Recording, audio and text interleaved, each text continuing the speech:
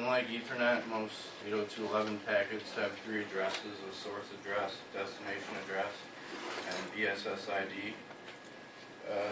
WPA pre-shared key works in similar ways to WP, as it requires a connecting party to provide a key in order to access the wireless network.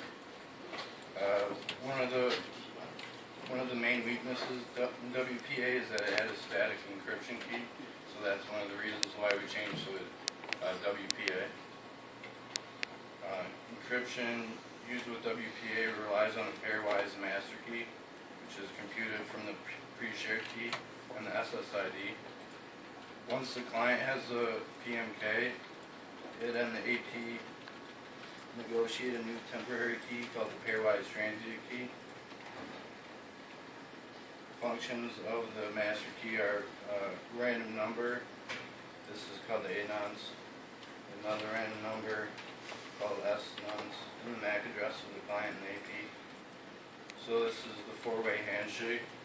You can see it starts with the master key, and then it goes from the access point to the client, and then after it does that, it accepts the transient key, and then the A nonce and the S nonce handshake, and this is just like a random number. So the encryption starter with the transient key, since it's temporary.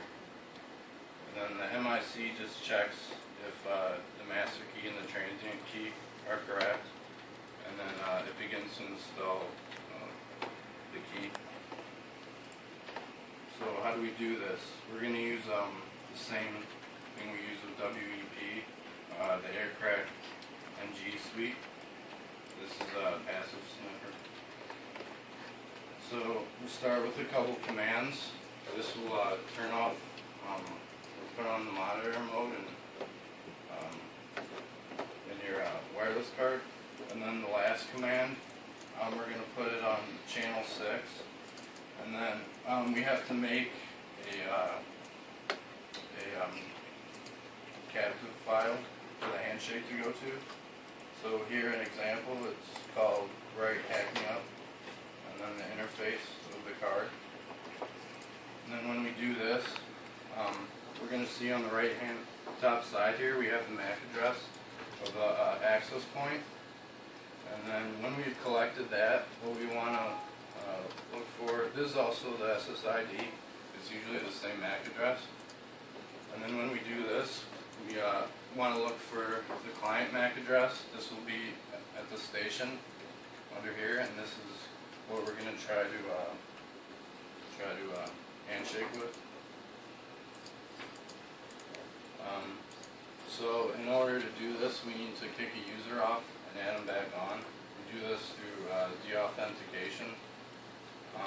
So you can see we use the AirPlay NG command, DAUTH 10, this 10 frames. Then we use that access point at the MAC address, and then the client address. And then after we do that, we want to do our Aircrack NG command again, and then we want to put our text file and our capture file locations. And then if we do this correctly, we should get something like this, where the passphrase, and then the master key and the transient key as well. And then I have a demo.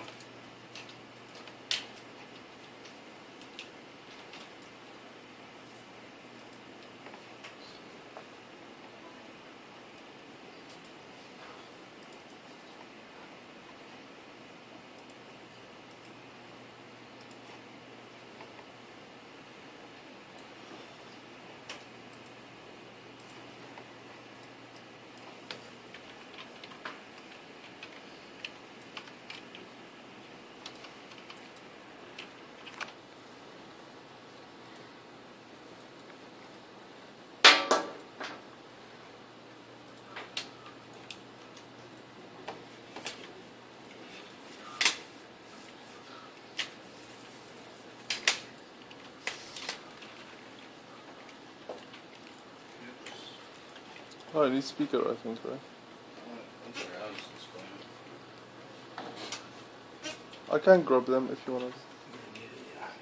Okay, he explained it pretty well.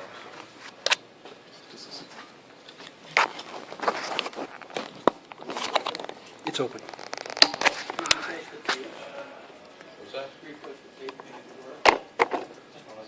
Or want the speaker. This is for WPA TKIP, but not for WPA AES. WPA, they use it for WPA 2 as well. Like he's going to use an example of WPA 2. Yeah, so it doesn't matter, it's PSK period. Right.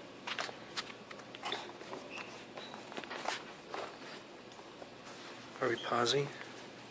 You see in the first line,